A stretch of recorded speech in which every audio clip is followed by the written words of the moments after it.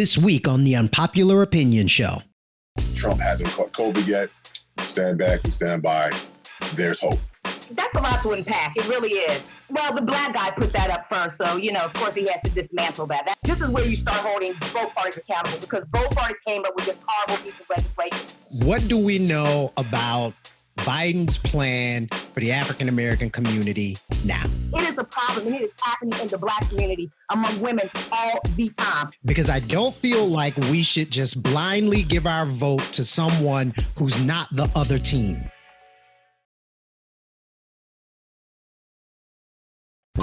I think you need to say clearly what happened. Who gives a fuck? I don't care if he personally kick Candace Owens and her stinky cray-cray. No good thing starts with, I was thinking about my ex. He ain't learned his lesson. That's a brother ain't gonna learn shit. I know this is gonna be unpopular, and I don't care. Let's keep this shit funky.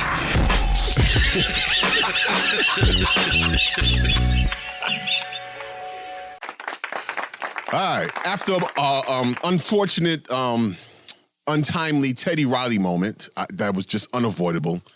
Welcome to another episode on the Unpopular Opinion Show. I'm T Storm, alongside my brother DJ Mike Swift. What's happening?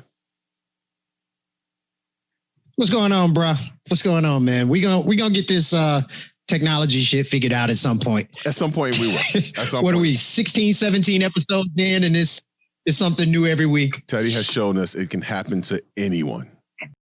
So it's no disrespect when we call it a Teddy Riley That's not moment. like a PSA.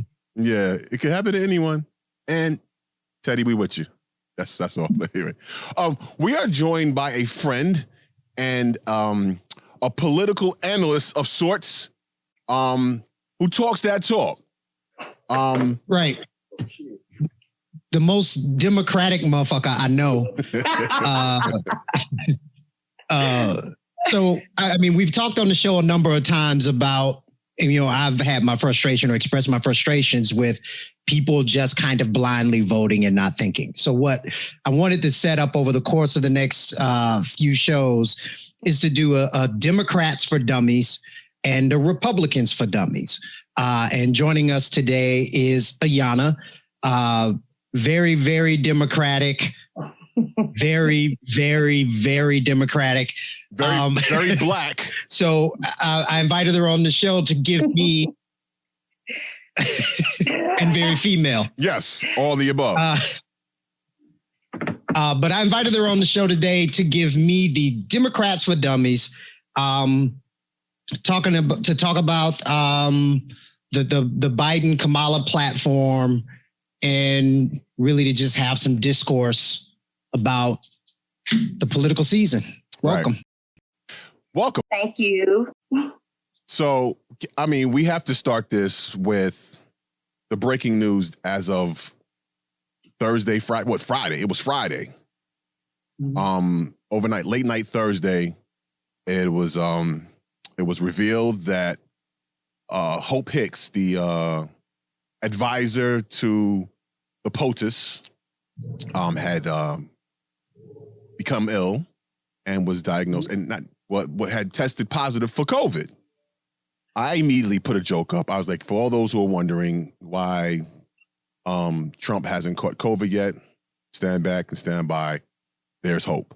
And a few hours later, Oh, wow.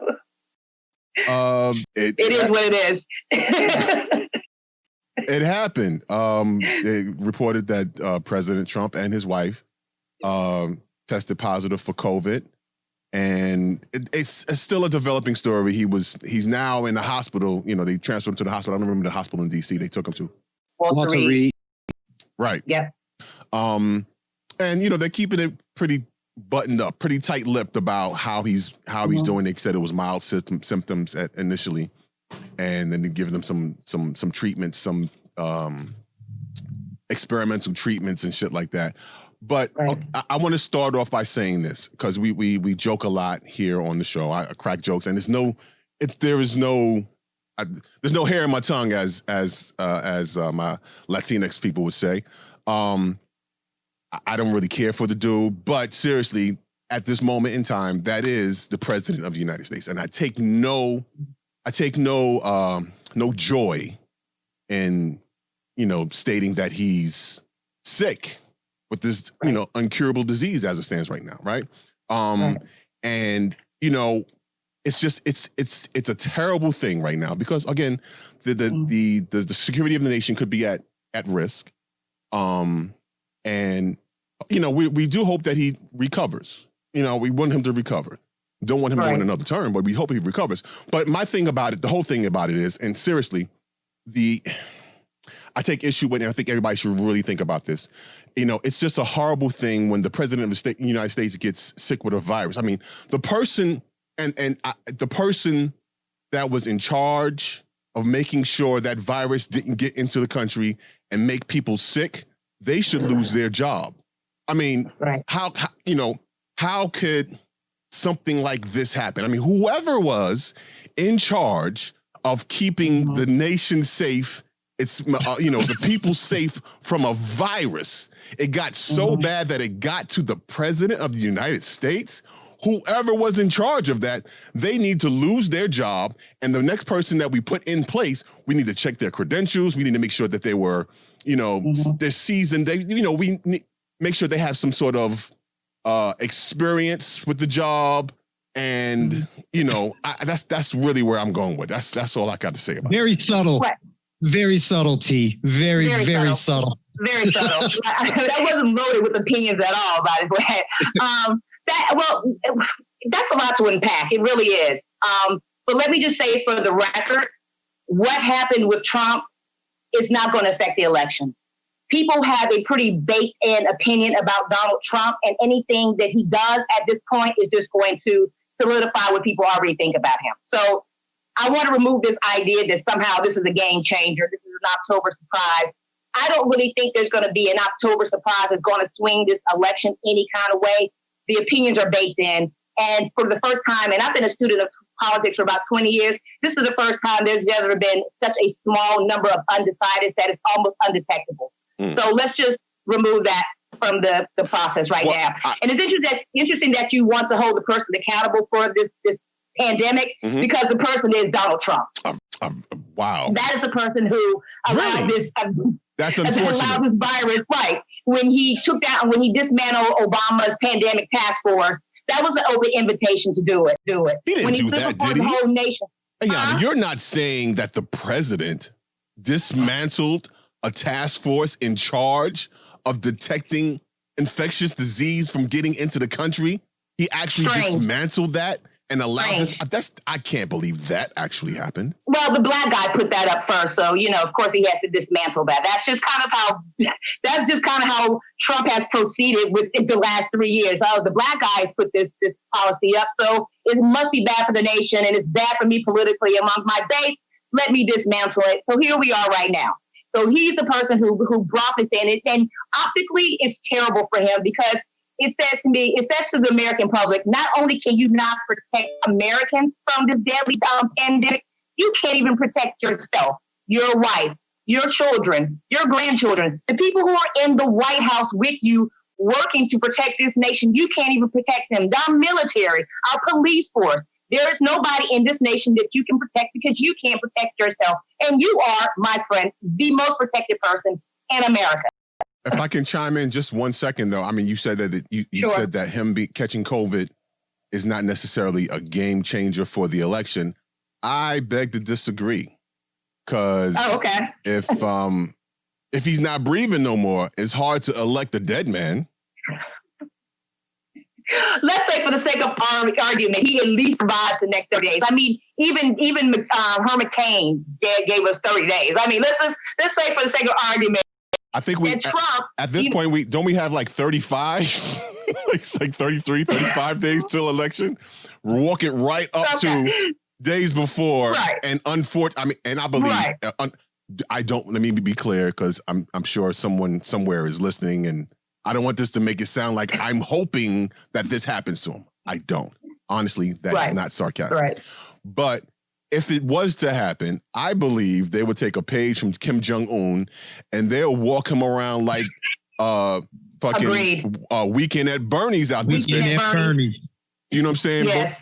But to cover up how sick or even how dead he actually is if it did happen. Right. Again, don't want that to happen. That would be a travesty. Right. That would be confusion. That would be terrible for the country. Well, even if that did happen, just bear in mind, the Constitution does not protect the ability to vote for somebody who's dead.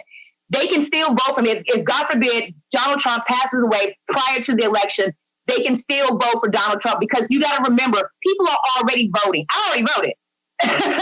So people are already voting. The ballots have already been printed. Whether or not he passes away or not, legally, they can still vote for him. Pence, of course, will take over, but they can. And trust me when I say, chances are they will vote for a dead guy. That doesn't make Biden. That does not make me feel good at all. It should not make you feel better, because we're in our country is so polarized that it's become to a point of ridiculousness. So in my estimation, I feel like if the Democrats had put something up there as fundamentally as flawed as Trump, I would like to say that we would have some core of values, some core of morality left us in this, and say, you know what? No, can't do this. I think the Republicans have reached such a bottom level filter, and because it's built on racism and angst and white anxiety, that they have no bottom no more. They have no filter no more. Donald Trump is just the natural reaction, the natural byproduct of what they have been peddling since the days of Ronald Reagan. Let's just be clear about that. And this has a lot to do with why I'm a Democrat. And, people have gone on ad nauseum for the last 5 years about the crime bill. And I take issue with it too. It was a horrible piece of legislation. It was a horrible piece of legislation 25 years ago when I was talking about it. Hold on. Let me jump in. Let me jump in right here. This is a good place to start, I think.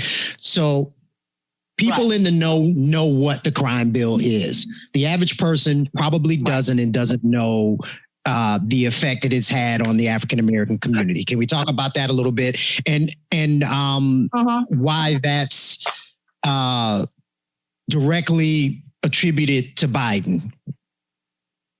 Okay, so as we know, but let me just back up, because things don't happen in a vacuum. Okay, I think we all remember. We're old enough to remember during the 80s and the 90s, there was this huge crack epidemic that led to a lot of violence, and it was always depicted in new movies and music. So we understand that this was real. This was our reality. This is how Black Americans were living after the crack epidemic. And we can go back to Ronald Reagan, but a lot of people don't want to do that. So. Because of that, Biden responded by crafting this crime bill. Now, what we need to keep in mind as we're arguing this point is that this was a bipartisan legislation. That means that Democrats and Republicans joined together to craft this piece of legislation. So it wasn't just Biden. So if we're going to hold people accountable, this is where you start holding both parties accountable, because both parties came up with this horrible piece of legislation to address the pandemic. Now, what caused the most contention in this legislation is that there was a disparity between crack epidemic and cocaine, and that caused for over-sentencing. So that is a fine point, because it has led to over-incarceration. It has destroyed a lot of families, and so Biden should be held accountable for it. But I am of the belief that everybody who supported that piece of legislation back then, and that includes the Congressional Black Caucus, should be held accountable for it. It was just an awful piece of legislation. So that it was brought into this election because of Biden, I'm okay with that, because he needs to be held accountable for it. It needs to be explained, and we need to understand where his mind was then and how he has evolved since then. So that is a legitimate argument to make, that crime bill.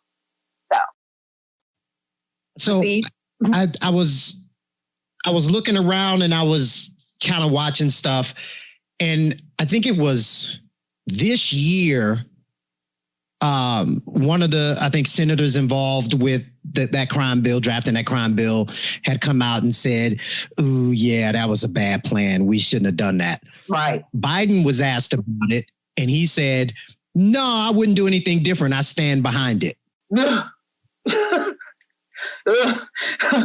Horrible gaffe. Admit it. And it's not that the entire crime bill was built on the purpose of over-incarceration. That's just how it led to. That's what it led to. And I wish that had been some more hindsight behind it. I don't think that it was like, hey, you know what, let's create this piece of legislation so we can specifically over-incarcerate Black people and use crack as a crutch, as a scapegoat to do it. I don't think that's how it happened. but Biden not taking full responsibility. And I've noticed he's kind of waffled on that repeatedly too. There were great aspects of it. It was the elimination of the assault ban. The assault ban. It was also the Violence Against Women's Act. And as a woman, absolutely approved of it. Fair enough. But let's not act like that one piece of over sentencing didn't affect the Black community as a whole, and we're still reeling from it. So there is that. But what we could also take a look at is that when Obama came into office, him and Biden created the Fair Sentencing Act, which specifically overturned the disparities between crack and cocaine. So he hasn't given himself enough credit for that, because when that piece of legislation was coming down the pipeline, Biden was on Capitol Hill lobbying hard for it. So why he's not bringing that up, I have absolutely no idea. But the Obama administration, with that piece of legislation, actually overturned the biggest problems with that crime bill. So there's that. So I think one of the biggest problems that people have, and they do it on both sides, right, is looking back so much, right? And we can talk about the crime bill and look in the past all day long. What do we know about Biden's plan for the African-American community now? Okay. So the first and foremost, we have to recognize that racial injustice is a huge, huge problem in this country. And so the ability to recognize that Black activists, Black Lives Matter, and joining together with them to kind of reimagine what police is doing in this country, reimagine how police are policing this country. And I think it's very important that Biden it takes some type of initiative with it.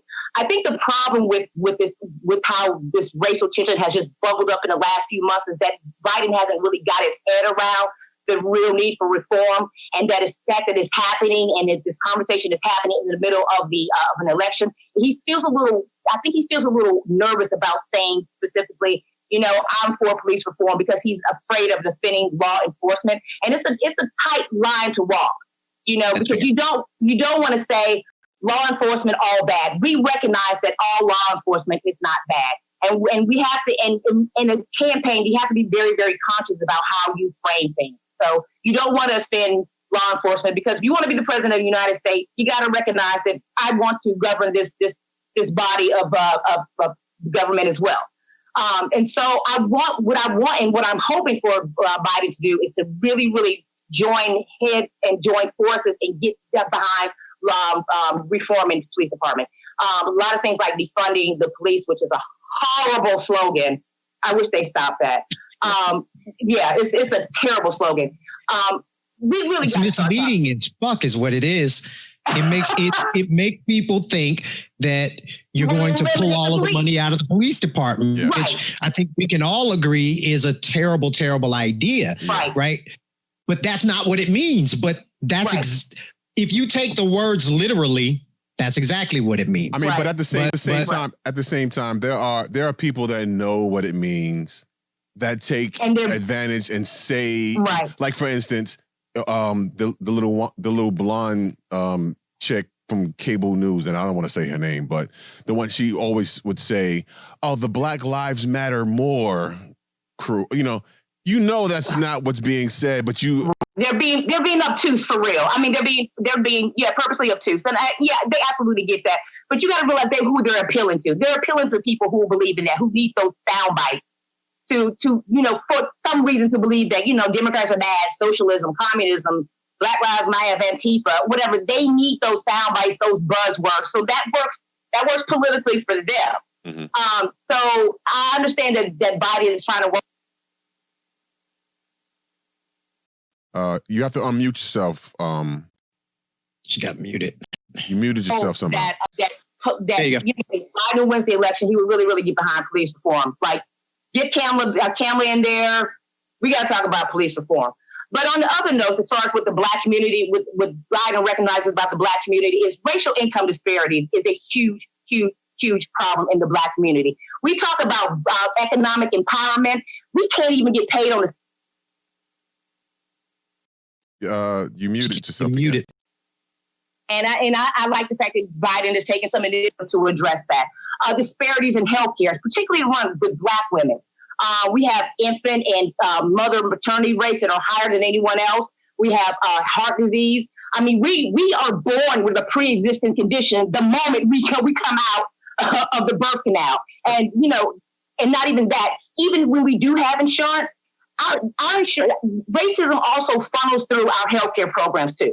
When Black women cannot even speak to their doctor and be believed and be trusted about their own bodies and be treated accordingly, it is a problem, and it is happening in the Black community among women all the time. And this is why we're dying in our sleep and we don't realize, because when we talk to our healthcare professionals, they don't believe us. And it's the same way in the court system. Rape is a big problem. Sexual assault is a big problem in the Black community, but particularly among females. We are not believed in the court systems either. Right now, as it stands, the Republicans are blocking any attempts by Democrats to pass legislation to clear up the rape backlog. You know that those backlogs have been years and years and years in process, that most of those people have gone past the statute of limitations. So even if we do clear off the rape pit backlog, they'll never stay a day in prison. And a lot of those people have committed assaults against Black women. I mean, we can just go on and on and on and on. Redlining is another issue. We're talking about Black people climbing and getting out of the ghettos, whatever. When you have policies that deny people, Black people loans that qualify, that have credit scores at least decent enough to apply for some type of first loan program, and they're being denied, but the white counterparts get those homes, that's what's happening right now. Just recently, President Donald Trump overturned a law that Obama put in office in his DOJ that allows people to be discriminated against in suburban homes. So when Trump is going around talking about how we were going to keep low income people out of suburbs, that's exactly what he's talking about. He's talking about keeping Black people, low income Black people who have been pinching pennies and saving all of their lives to get that nice little home in the suburbs. He's basically just overturned Obama's discrimination policy. So now those bankers can say, nope, you can't move into that neighborhood because my president just allowed me to discriminate on you because of your race. I mean, we can go on and on and on and on and on. But I think that if you look at what Donald Trump is with the RNC's 2020 platform, is just a blank check, whatever Trump wants. And then you look at what Obama and Campbell are promising or running on, it's kind of not a hard choice for me. You know what I mean? Particularly, and if we're going to go to, and I'm sorry, and I meant to bring this up when we were talking about the crime bill, but this is really, really important. Really, really important. Donald Trump has nominated and appointed 198 justices to the lower court. Oh, he brags about that. He brags about that. You know how many were Black? 0. You know how many have a good record on racial discrimination? None of them. So when you talk about crime bills and over-incarcerating Black people, these are the people who Black people are going to face when they go to court. These are people, forget about Ruth Bader Ginsburg right now. The lower courts are the ones that are being attacked by these Republicans who are putting all these rednecks and southern rednecks in these courts in Alabama and Mississippi and Georgia. Look at Kemp. Like, this is what is happening in this country. And so when you talk about over-incarceration, the only way we're going to get rid of that is if we think about what's happening protecting these courts. So that's another thing about that needs to be considered when we're talking about the Black agenda. Who we put in these court systems. That's another. If they don't look like us, if they don't represent us, if they don't have a good record on racial discrimination from other rulings that they made, they should not be sitting on the court, and we should be out there voting and marching and making sure that never ever happens. So, I think you make a very great point, right? That last bit, right? So all of that is the scope and scale of what the problem is facing our community, right? I still haven't heard yet how Joe Biden and Kamala Harris are going to look at this scope and scale and what they're going to do specifically to change it. Why is that important? Because I don't feel like we should just blindly give our vote to someone who's not the other team. Right. So you have my interest, right? And when I say you, I mean the Democratic Party. You have my interest. I'm likely to align and vote with you, but I still want to know what you're going to do. Right. I still want to know how my life is going to be better. Right. Other than it's just no longer the other guy. on my before you and the bottom line for me before you answer all that is there's nothing we would get from Trump. Nothing. Right. Nothing. Not Absolutely a nothing. goddamn thing. If you enjoy getting nothing. Right. Well, I mean, but on to Mike's point, I get the nothing, but nothing. And when people look at this politically, they see they do that false equivalency. They're not going to do anything for me. They're not going to do anything for me. And so to say that, Trump is not going to do anything is not going to explain what the Democrats are going to do. So to Mike's point, I can understand that. And to be totally honest, Mike, systemically, racism is so engulfed in the DNA. I'm not sure there's anything a president can do. What a president can do on the federal level is make sure that the playing field is equal to a level it can be. But there's always going to be systemic racism. There's really nothing we can do because there's no president is going to fundamentally change your life. Absolutely. You can't legislate away feelings, right? So I absolutely get that. Right. What you can do is say, these are this is the task force I'm going to put together to try to tackle the issue of redlining. This is going to hold lenders accountable if after an audit of their books for 2 quarters shows that there's obvious lending disparity. This is how, right? So I want to hear him say these things. Like, I know people are still going to be assholes no matter what law you put into place. Right. But for me to cast my vote, in my mind, it's like me giving away my money, right? Right. Absolutely. I'm not just going to give away my money to somebody because they say they want it. Like, okay, you want it. What you going to do with it? Right. How am I going to get a return on that? Right. How is my money going to work for me? It's the same thing, right? And not even just in the short term, but in the long term. I think Black people need to, if we decide, and I said this on the show before, I don't care who we align behind. I don't. But if we as a community say, we are going to align behind the Democratic Party, fine. We need to hold them accountable and make them earn that vote every single time.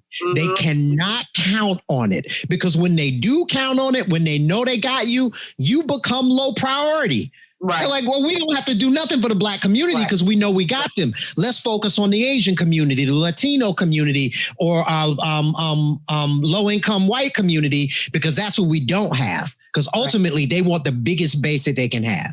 So my thing is, if we're going to align, let's align. But they need to be vocal about how they're going to help the same way they're vocal about how bad the other side is. Right.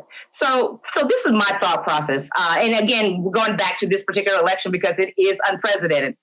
There has never been a candidate in my lifetime who is so fundamentally aware of how much he owes his whole goddamn campaign to Black people. Dude, if it was not for Black people in South Carolina, there would not have been a Joe Biden. Bill Biden, we literally picked him up, his dead campaign, like a coffin, and carried him across the finish line and propped him back up. So I'm pretty sure that he's so uber aware that he owes to the Black community. It would be a missed opportunity for us not to take advantage of that. So you understand that you owe us your entire life. You owe your campaign to us. It will be a mistake for us not to make our demand. And that is what we need to be doing right now. This is what we demand. I don't care how absurd it is right now. We saved your campaign. I want a pink Cadillac. Whatever. Make your goddamn demand. I want some ribs. Diamond green for everybody. This guy. I want free ribs on Friday. Right. I want you to be like Oprah. You get some ribs. I mean, seriously, Black people, we have to realize that Biden owes us. He owes us everything. And we do need to make our demands. There's no reason why we can't. There's no reason why we can't collectively get together and say, this is what we want. If we show out and show up in November and put him over the line like we did Obama, then there is nothing he can't owe. I mean, there's nothing he can't say that's no to us about. You know what I mean? There's no way you can say no. So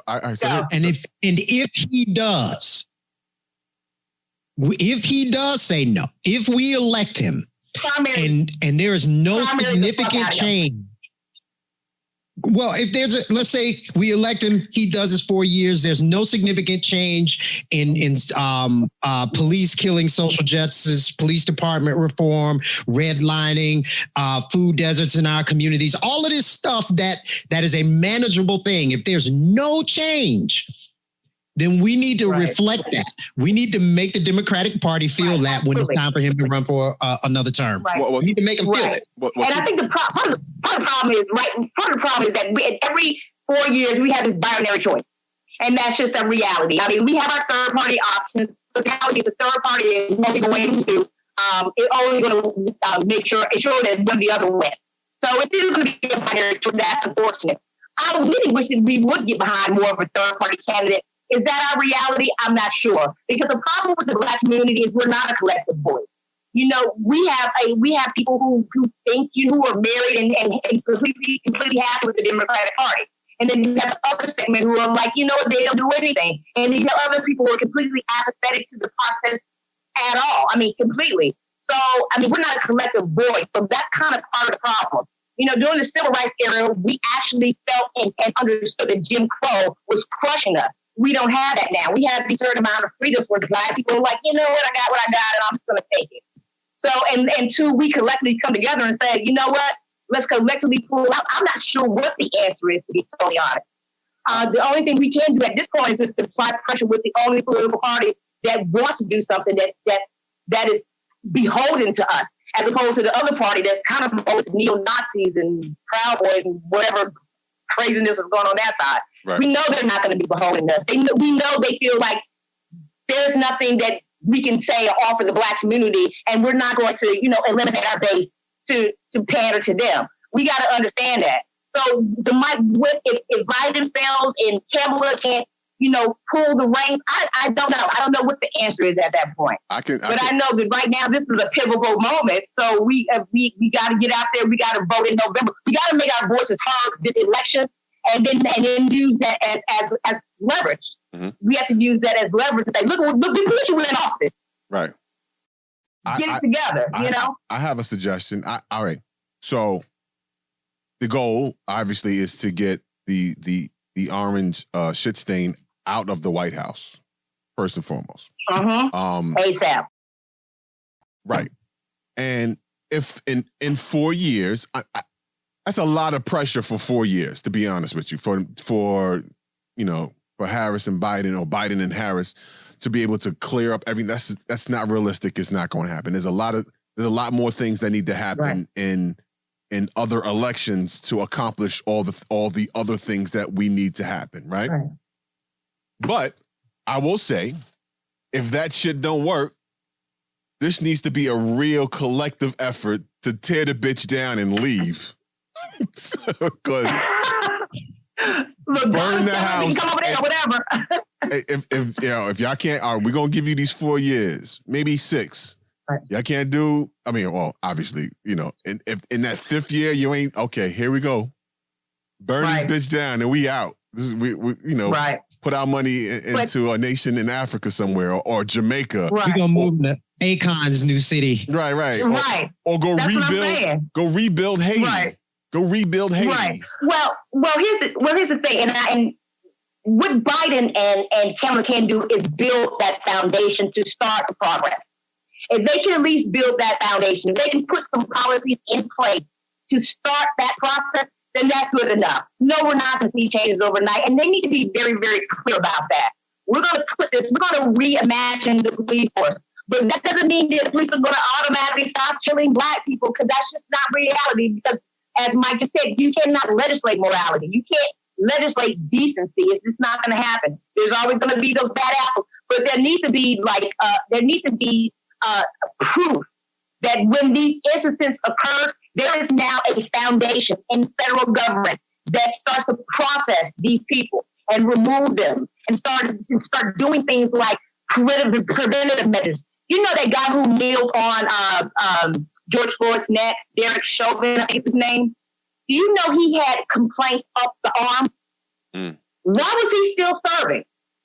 This tax evader, who was supposed to be enforcing law, was out on the street, kneeling on people's necks when he had a complaints record loaded in your arm. These are things that need to be mandated. These policies need to be mandated so we can prevent these things. That person shouldn't have been out on the street anyway. And these are things that we can do, we can put in place so that we have some type of system that monitors these problematic police and get them off the streets before Tamir Rice died, before Philando Castile died, before all these police unnecessary shootings occur on Black people. There are things we can do. So again, we're not going to see it magically happen in 4 years. You're absolutely right. But if Kamala and Biden can build that foundation so we can look at something, so we can see that there's some type of light at the end of the tunnel, that could work. You know, that shows some kind of commitment to making sure this process happens. I honestly considered, because and everything you said makes sense. But okay, here's the question: what happens if our efforts to get Biden across the line fail, and the Agent Orange gets another term? What do we do then? Keep fighting. Keep fighting. Keep fighting the move. Keep fighting Organa. Which one? I mean, we have no other choice. We don't have no other choice. I mean, we can't be complete. We can't be complacent in our oppression. Right. That's never gotten us anywhere. I mean, it's a hard reality to face, but it's a reality that it's a possibility. Right now, Real Clear Politics has. This is how frightening this possibility is. Right now, Real Clear Politics has Trump's chances of winning at 28%. Keep in mind that 4 years ago, Trump's chances was 20%. You understand? That's just how frightening this is. So when you see these numbers like, oh, Biden's doing really well, and it's he had a double-digit lead, none of that ignore shit that. Yeah, none of that shit matters. It doesn't matter. And right. They don't play fair at all. At all. They've stolen at least and that's another 3 elections in my lifetime. At least right. And so that's another thing you have to keep right. So that's another thing we need to be very conscious of, especially when it comes to this Supreme Court fight, because it's not just about Roe v. Wade. For the last decade, the conservative court has been stripping down Voting Rights Act bit by bit for the last decade. This is exactly why the Republicans have been closing down polling stations in predominantly Black neighborhoods and claiming it because the population is lowering and people are moving out. But in older and elderly neighborhoods, they keep adding more polling stations in. So if the argument is that people are dying out in that community, why are you adding more to elderly communities? Because they're whiter. Let's just be honest. So that's another thing that we need to keep. We got to be conscious of, because I know a lot of people are apathetic for voting, but for those who want to vote, that option should be there. We should not be fighting. We should not be worried. We should not be safeguarding our mail-in ballots because there's a party that specifically does not want us to vote. And so we have to keep that in mind too. Even if you're not okay with voting, at least vote and protect somebody else's right to vote. You know what I mean? These things are like imperative. Civil Rights Act, they're also stripping down those too for years, for the last decade. This is let me jump in right here. Mm-hmm. Let me jump in right here so we can. There's a lot of information, so I want to parse it out for people who are. I know. So let's go back to the Voting Rights Act. A lot of people have heard of it, but I would dare to say that the majority of people don't know what it is and why it's important and what's the Democratic stance towards it. Right. So first thing we have to understand is that the Voting Rights Act is an act. There is a difference between an act and a law. Right now, the fact that Black people are not being protected as a law is problematic. With John Lewis, one of the last things John Lewis did was try to fight to get a Voting Rights Act law enacted. And this is what the fight has been about. John Lewis is trying to get that enacted to a law.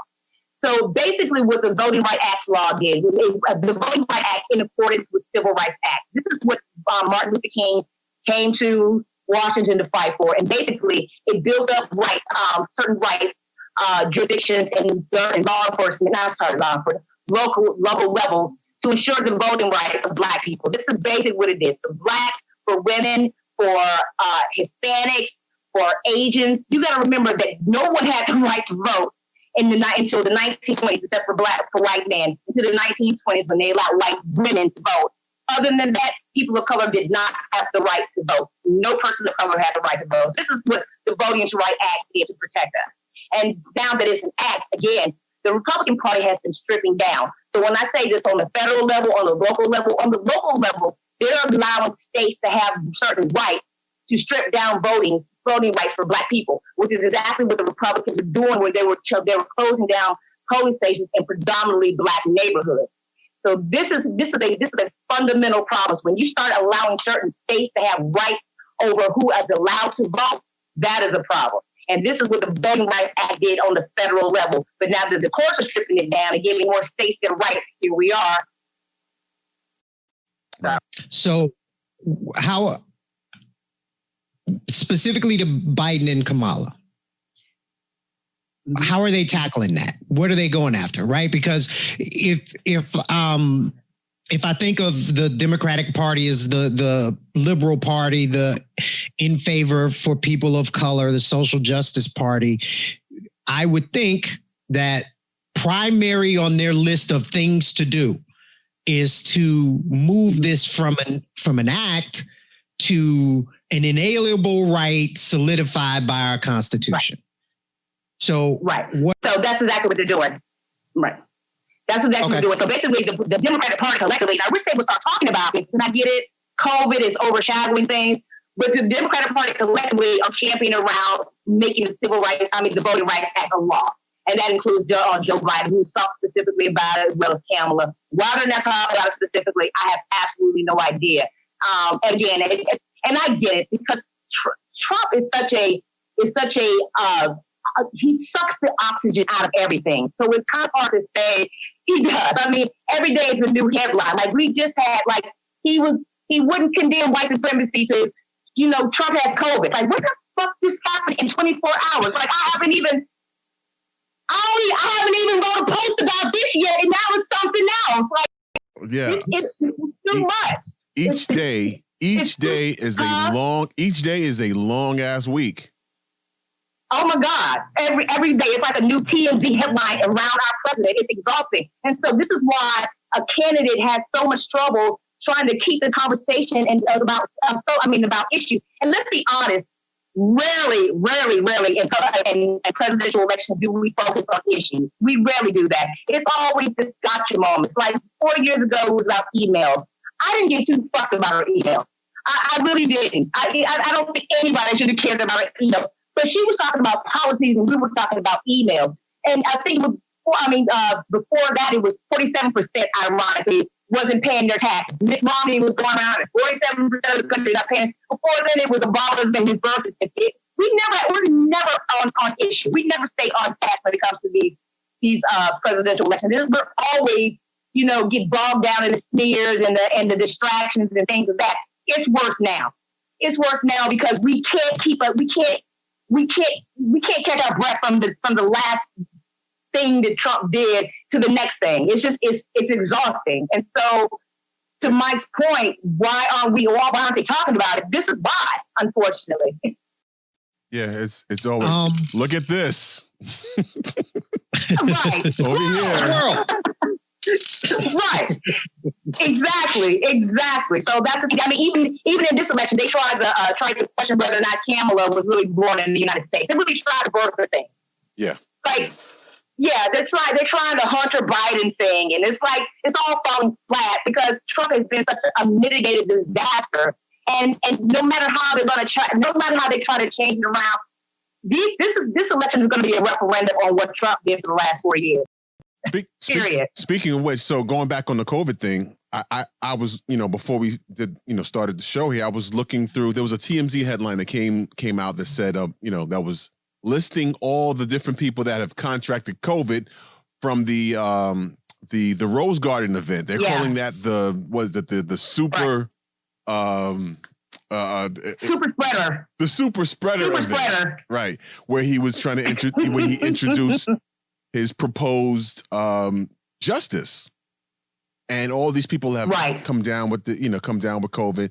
No word if the justice, and I can't remember her name, and I don't care, But if she's come down with it again, because she had it earlier this year. She had it before. She had it earlier this year. Yeah. But what I found interesting was there were several senators, Republican senators, that have now contracted it and are now quarantined and may not be able to vote on the justice. Right. Which I believe to be Dana Ginsburg's, if we want to call it Darth Bader. She has orchestrated the karma of the year, because she said, hey, wait till after the election. I don't want nobody, take my seat till after the election. And they try to rush the shit through, and now they got COVID and they can't vote.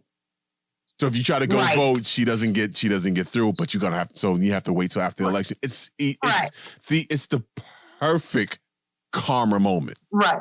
I can't really argue whether that is really karma. But, I'm looking from a perspective, it really does look like it's karma. It would be really poetic if that evil turtle, Mitch McConnell, actually got it. Then we're about square.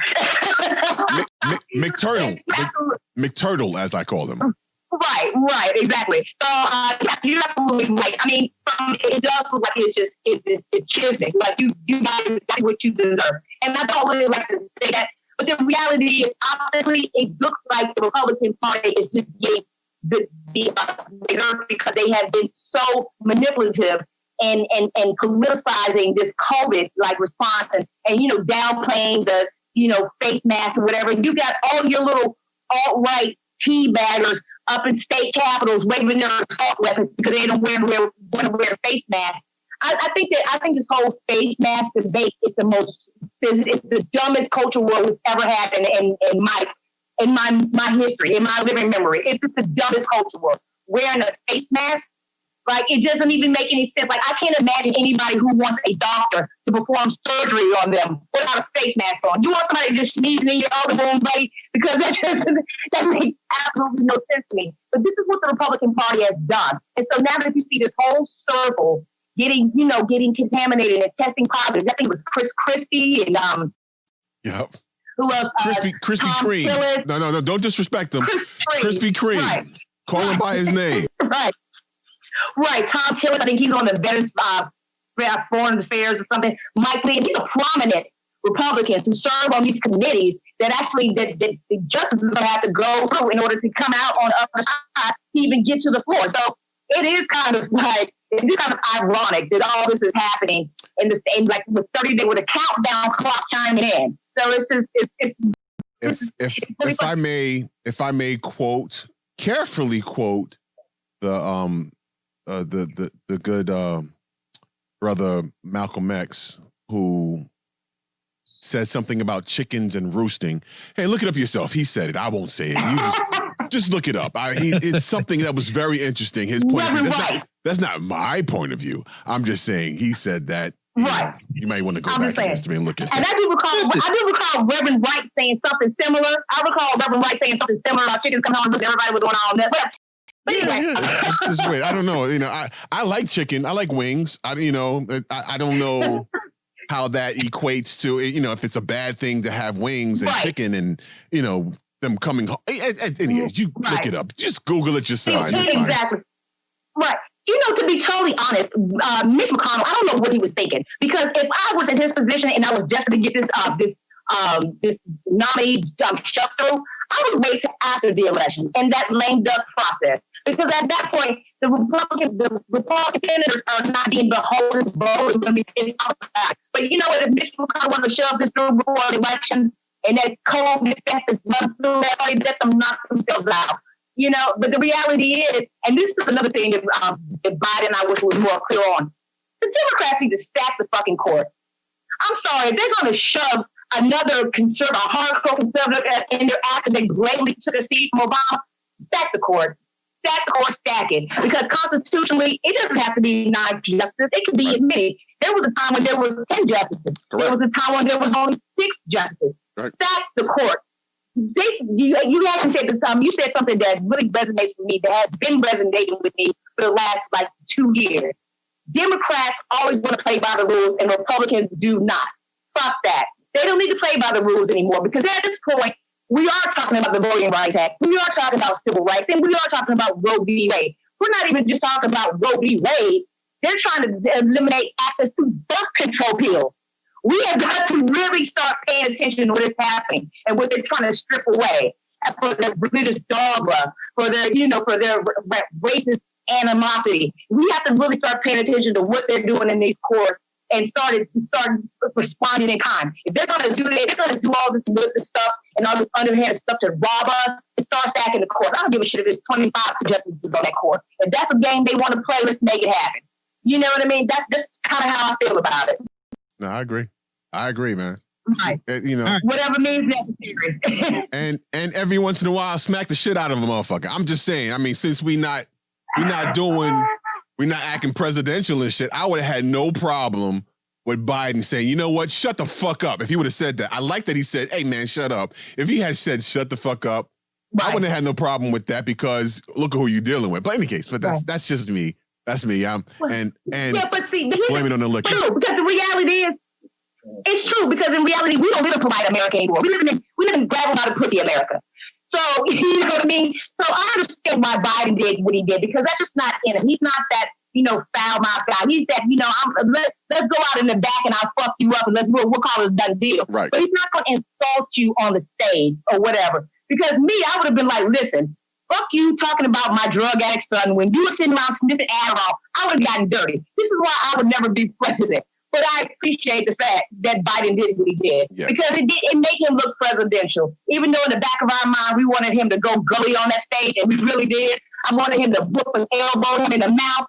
Trust me when I say. That's why we have Kamala. Right. That's what Kamala's for.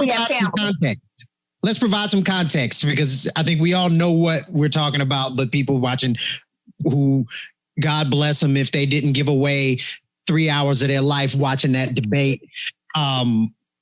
So right now we're talking about the first presidential debate between Joe Biden and Donald Trump that happened, what was it, like Wednesday last week? That was Tuesday. One day last week. It seemed like it was a year ago, doesn't it? It feels like it was a damn year ago. Dog years. So I watched the debate. I didn't watch it live. I watched it like the next day on YouTube. God bless you. Honestly, I punched out in the last 30 minutes. Smart. I was like, okay, I can't. It felt to me like it was a pair of toddlers on the goddamn playground fighting. Right. No information was disseminated. I know nothing more about the Republican Party. I know nothing more about the Democratic Party. And I'll tell you, I was disappointed with Biden. Here's why I was disappointed. Anytime he was asked a question, his answer was Trump. He said Trump's name more than Trump said his own name, and that's saying a lot about a damn narcissist, right? So I would have liked to see him. I mean, but at the same time, not fight that fight with Trump. Well, Trump, no, dick. I would say if I could. So, yeah, he said his name. Who has the job right now? We are here quarantined, wearing masks out largely because of the person that is campaigning to get the job again. So hell yeah, we can't live normal life because this motherfucker didn't do what he was supposed to do. I'm going to do things differently. You know what I'm saying? You have to point that out. You can't just not say, because that's counter, you know, counterintuitive.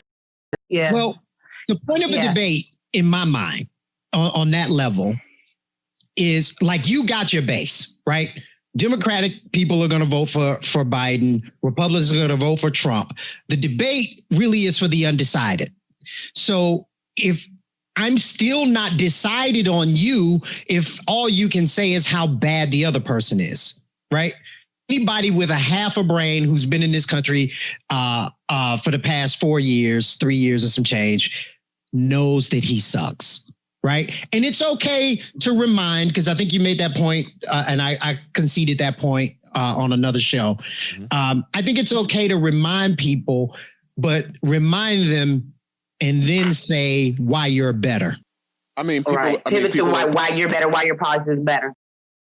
Yeah. I mean, if you're in the mud, neck deep in the mud, and the person has their foot on your face, pushing you down in the mud, and here's another person saying, hey, I can pull you out. Just fire this person and I'll pull you out. I mean, he's the one that has to again, it's the same thing. But that's my point. He hasn't said I can pull you out. He just said, I'll fire this other person. So the only thing I know is the foot gonna come off my face. I still might drown. Well, or another foot might come off my face. It's just a different goddamn foot. Well, I don't think anybody should look toward these debates for information, because you have to realize this is a reality TV show host. This is his mindset. That makes my heart hurt. Yeah, so, I can't look to a debate for information. Not it now. makes me sad. It really does. Right. Like, and I'm not joking. I'm being 100% serious. It makes me sad.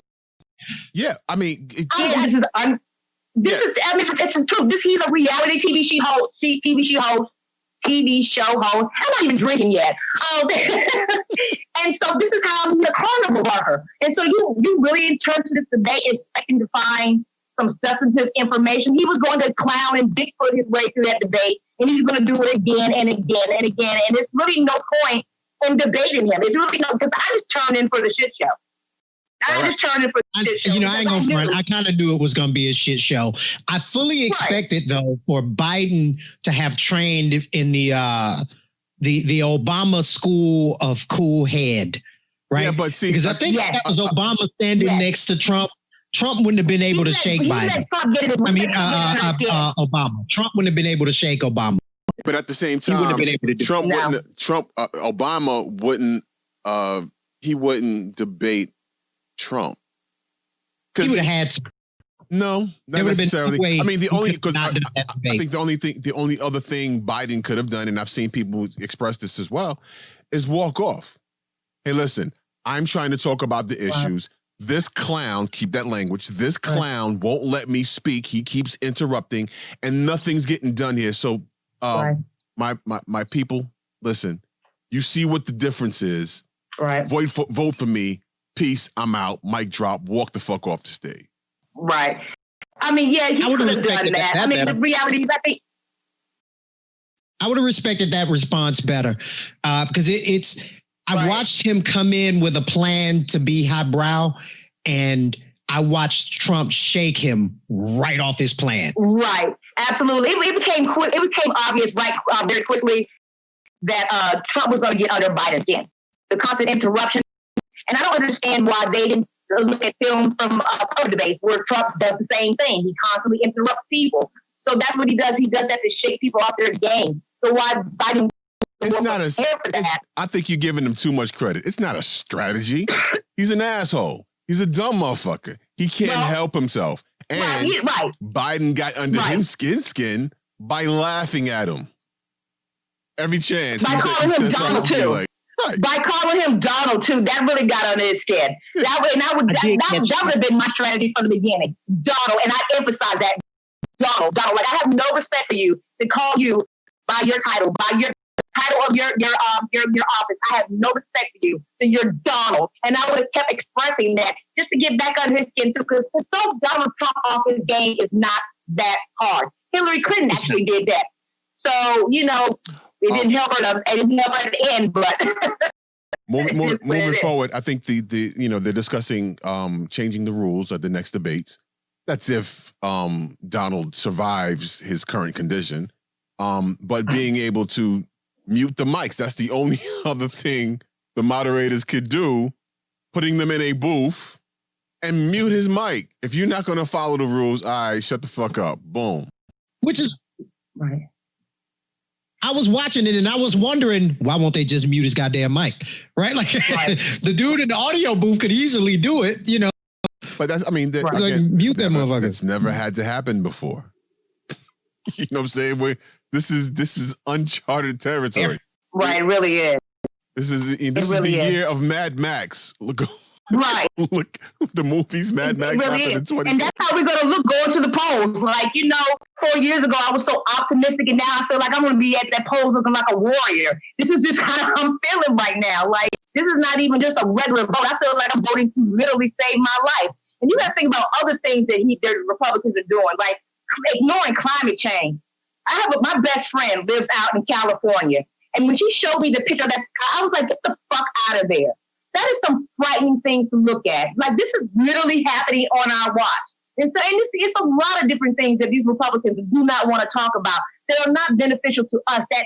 Those taxes. I don't know how we haven't covered Trump's taxes yet, but we're right. I mean, and that's a statement to how much shit has, like you said, every day is a new headline. You forget about, and I said to Mike previously, you have to remind people every chance you get. He did this, he said this, this happened, this. You have to outline every goddamn thing he did and remind folks, because we're like goldfish at this point. We forget the shit 5 hours ago, let alone a day ago. You know what I'm saying? Oh, and I'll give you another example. I'm glad you brought up taxes. Just this week.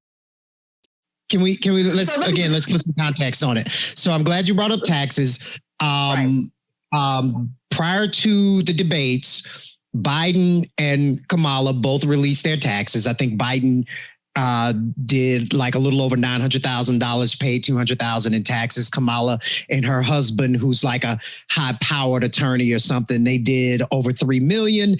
And I can't remember how much they paid, but it was a goddamn lot of money, right? Like they paid in taxes. And then was it after the debate, the New York Times did an article on Donald Trump's taxes. They said they obtained some documents and then they wrote this. It was before. I tried to read the whole thing. It was before the. It's convoluted, debate. yeah. It was before the debates, but I believe that was before the It was debate. before the debate. It was before the debates. Yeah, it was like actually about 24 hours or 48 hours before the debate. And actually, I tried to read through that document too. It's tedious. I mean, at best, I can't figure it out. So I haven't seen the actual documents, and the New York Times people said they weren't going to release it to protect their sources, but they do go into considerable detail in the article. It's a very, very long article. If you want to read it, just go to the NewYorkTimes.com, nytimes.com. It's right there.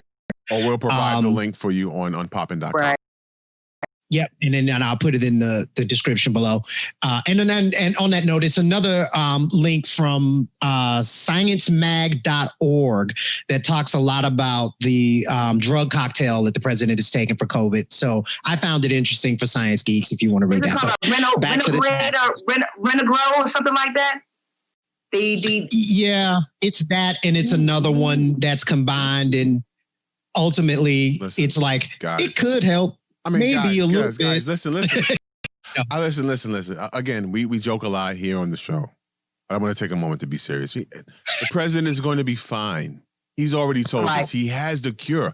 Hydroxychloroquine, and bleach and sunlight. He's going to be fine, guys. He's going to be absolutely fine. It's going to go away. So magically, magically. Don't worry. And if not, we have a Russian vaccine. We got a Russian vaccine on the way.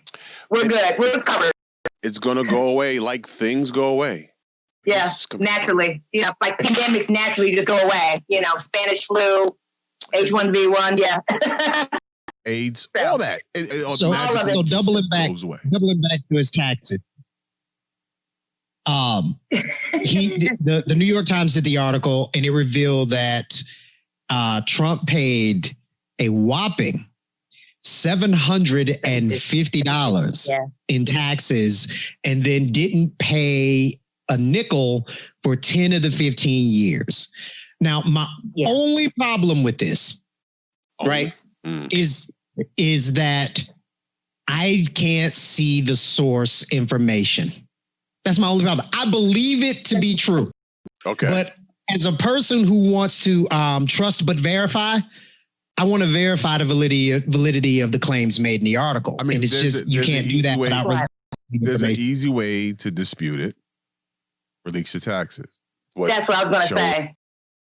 Show us what it really is. If this ain't true. But he's never going to do that, right? Because right now he exists in reasonable doubt. His go-to fake news can work here, right? Even if it's not fake news, he can throw that out there and just leave it. He ain't got to verify it to be true or disprove it. All he got to do is say fake news because they can't prove it. They can't verify anything that they're actually saying. Right. And they're lying. Well, you know, if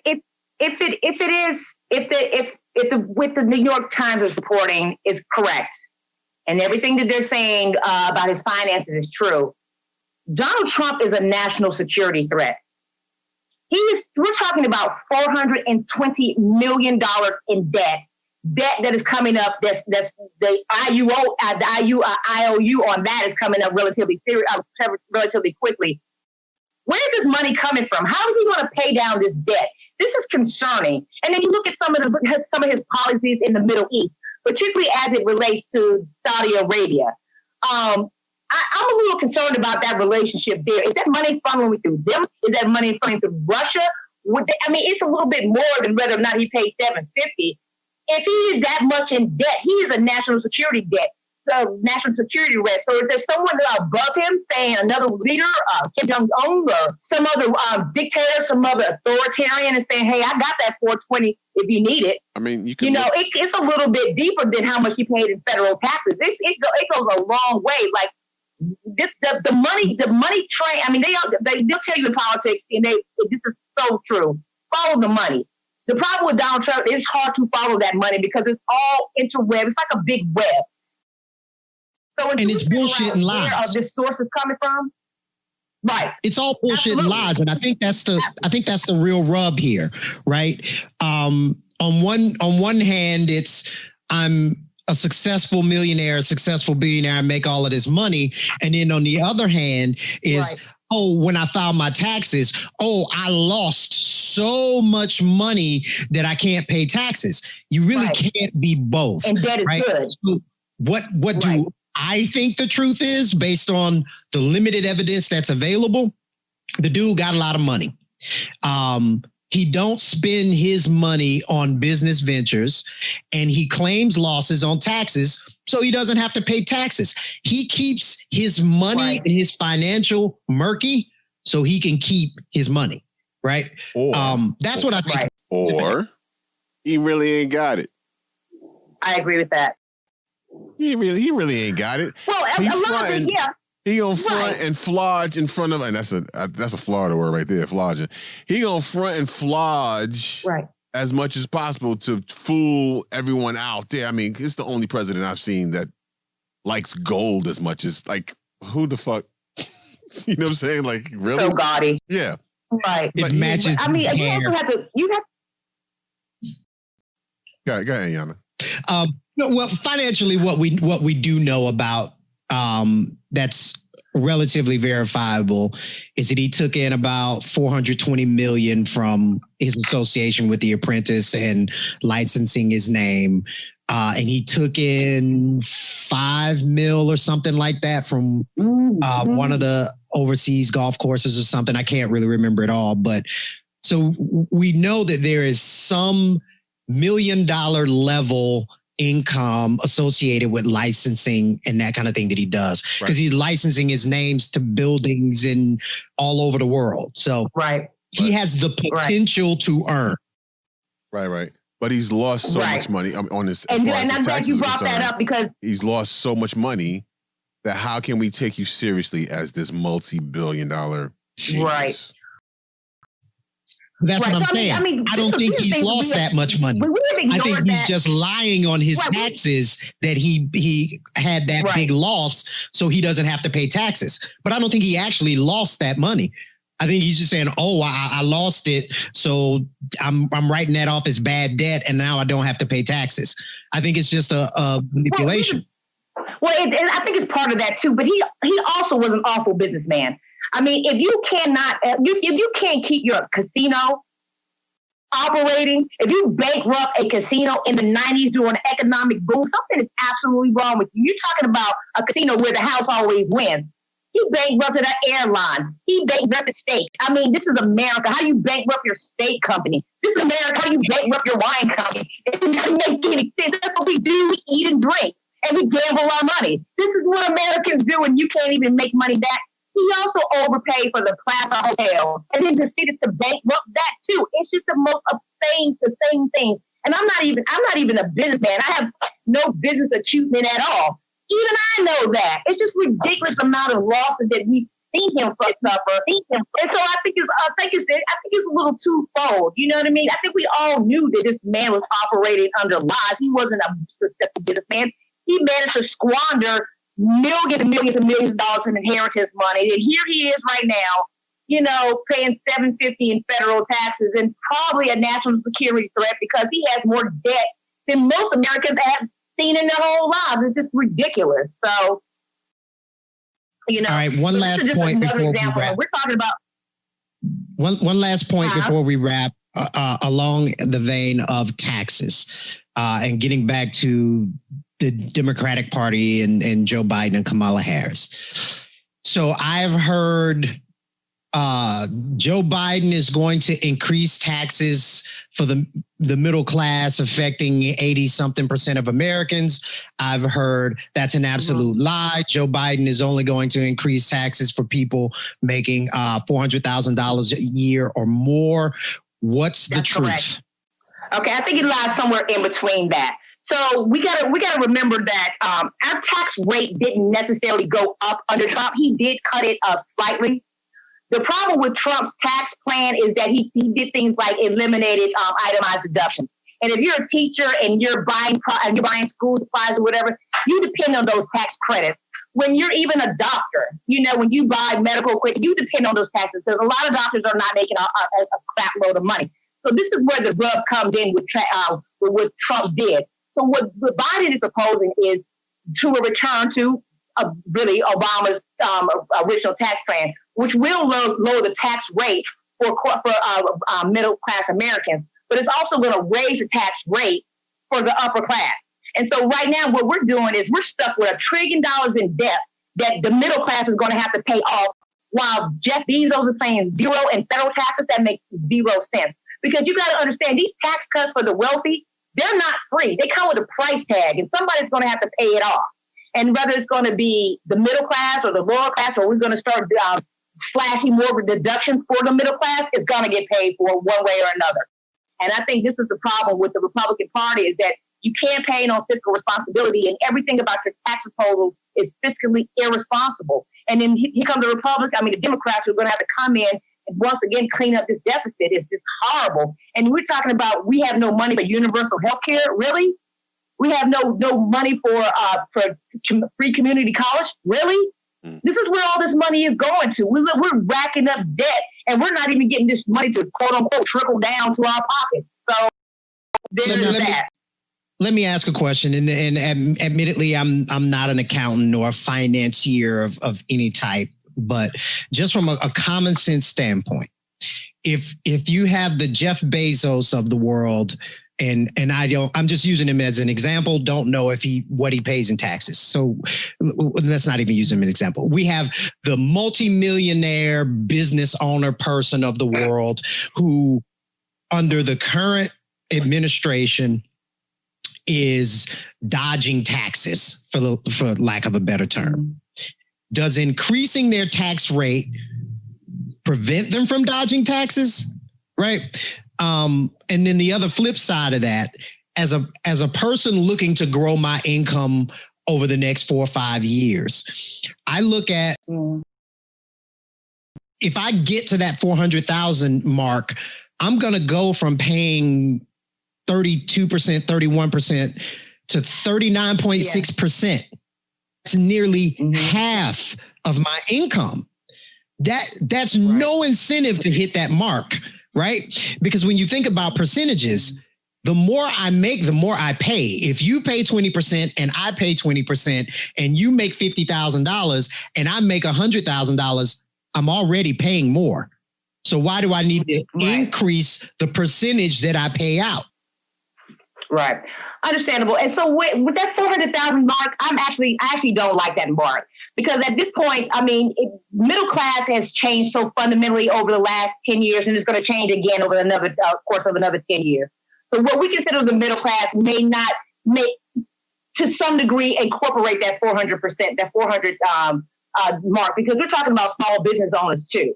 So I completely agree with you. I think this is the problem with what the Democrats need to contend with. The Democrats need to contend with not just taxes, but regulations. Because regulations right. So regulations are really the Republicans' crux. This is what they campaign on. They want to deregulate everything. And I'm for deregulations that make sense. The problem with the Democratic Party is they want to sweep across and just do deregulations that cost the middle class their job. Because it shuts down small businesses. So when you want to regulate Jeff Bezos, that's going to be a completely different regulation when it hits the small company. And I think that's what Democrats need to focus on. You know what? Trickle-down economics has never worked. Sorry, it doesn't. When you start putting more money in the middle class pockets, they spend money. It's a psychological thing. Right. And then they've done a lot of case studies about this. And I studied this when I was in school. When people think they have more money in their pockets, they tend to spend more money. So that does help those small businesses.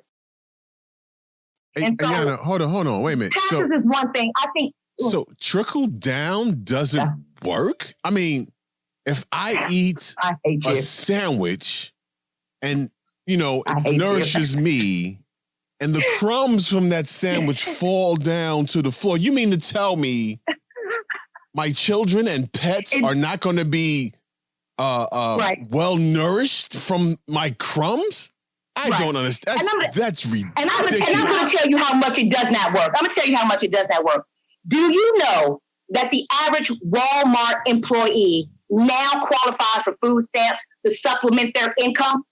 Because the Republican Party, and we have not on the federal level, raised the minimum wage for 12 years. The cost of living continues to rise, but the pay stays stagnant. Right. So now what the Republicans are doing, and their policies that seems to incorporate a lot of greed and profit over people, their own policies are increasing the number of people who are dependent on social programs.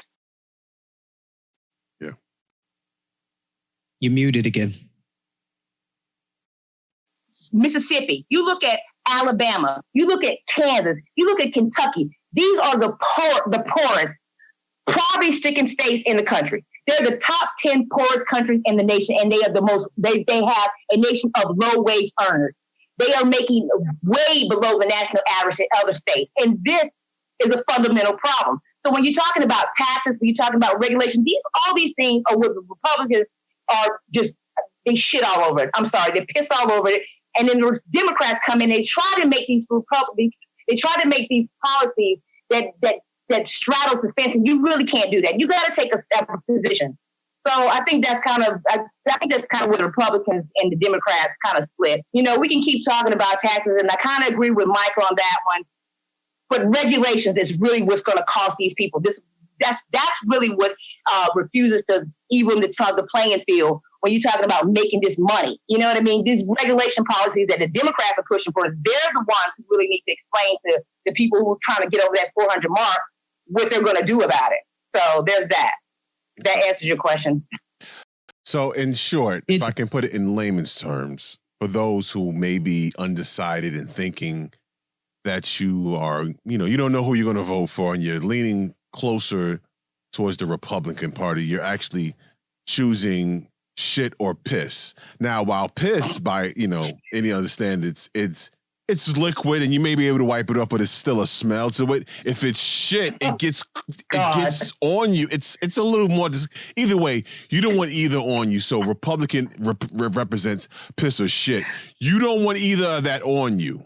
I just wanted to kind of clarify, kind of help make it, put it in layman's terms for people. I hate you so much. You make me laugh. But you know what? I mean, but I just touched on this a little bit, but you got to appreciate the irony of, again, when Mitt Romney was running in office and he was caught on tape mocking 47% of the country for quote unquote not paying taxes. And now you have this Republican president who has done nothing but brag about how wealthy he is, paying $750. Optics, terrible. Well, I mean, if I may defend our president briefly, he's not paying American taxes. He's paying taxes. That is a true statement. He's paying taxes. That is a very true statement. Millions of dollars in taxes elsewhere, but not here in America. Fuck America. Right. What you need my money for? I need to pay these folks to keep them from poisoning me. That's where based on the New York Times article, that is a very true statement. He's paid in multiple countries. I saw that too. Russia being one of them. I do believe they listed that one. So it is the opposite. And this is the president who ran on American first. So I mean, listen. If somebody had a tape of a hooker pissing on me, I don't want my wife to see that shit. I'm gonna pay you what you need. I'm gonna give you what you need, man. No, don't let them. At this point, the points are already embarrassed him across the nation, telling everybody his penis is the size of a mushroom cap. At this point, is it really an embarrassing?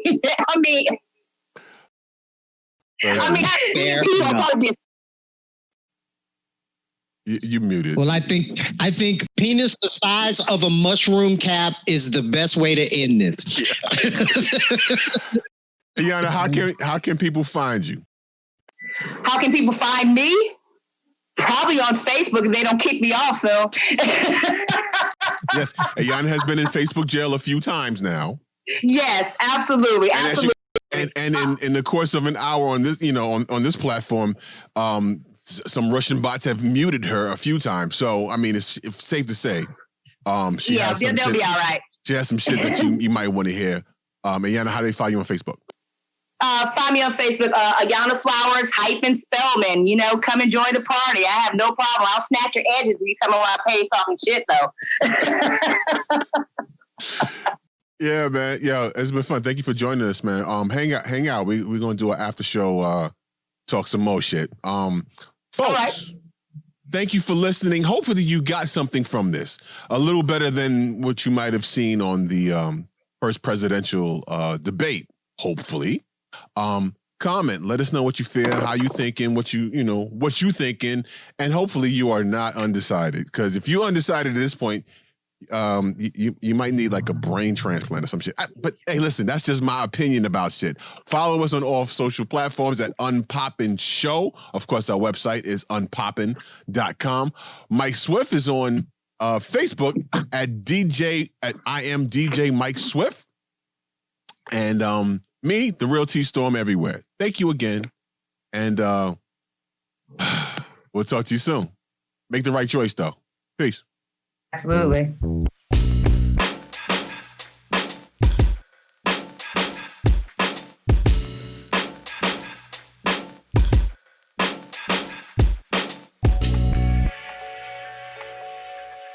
Thanks for checking out the Unpopular Opinion Show. If you like this content, make sure you like, subscribe, and smash the notification button down below so you can keep getting more from T-Storm and myself.